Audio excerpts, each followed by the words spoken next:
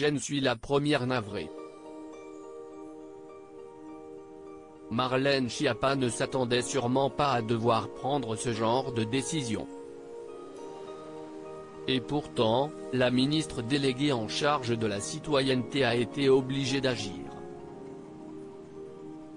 Ce samedi 20 mars, elle a décidé de passer son compte Twitter en privé.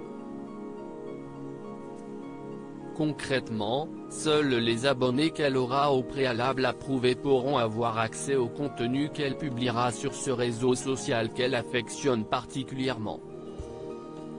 Une décision difficile mais nécessaire, car Marlène Schiappa a été victime d'une campagne de cyberharcèlement.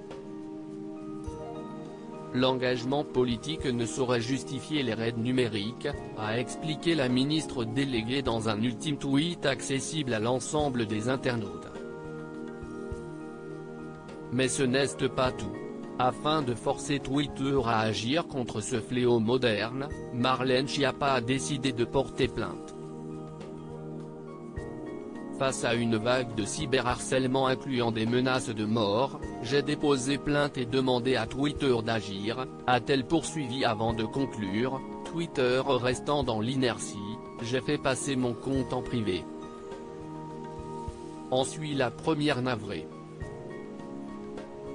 Et ce n'est malheureusement pas la première fois que la ministre est obligée de porter plainte pour cyberharcèlement.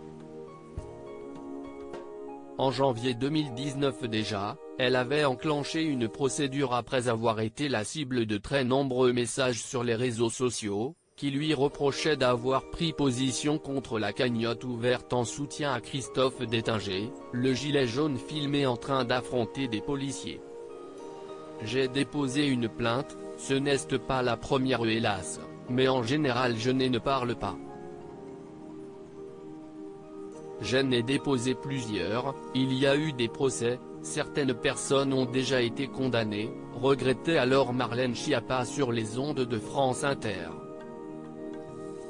Marlène Schiappa a plusieurs fois porté plainte comme beaucoup de femmes en politique, je suis la cible d'opérations de menaces de mort, de cyberharcèlement ciblé, d'appels haineux, menaçants, injurieux, décrivait la ministre déléguée.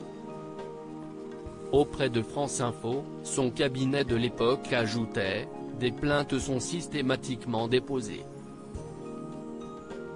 Aucune menace de mort, aucun appel au suicide, aucune immondice comme on peut le voir, n'entamera sa détermination d'agir et de s'élever contre ces attaques. En 2018 aussi, Marlène Schiappa avait porté plainte contre des internautes qui l'accusaient de légaliser la pédophilie en raison de sa loi contre les violences sexuelles et sexistes. Un simple mais sincère mot de remerciement à toutes les personnes m'ayant adressé leur soutien cet été face aux milliers d'injures, de menaces de mort, de montages quotidiens des extrémistes et trolls en tout genre. Plainte déposée. Le travail continue.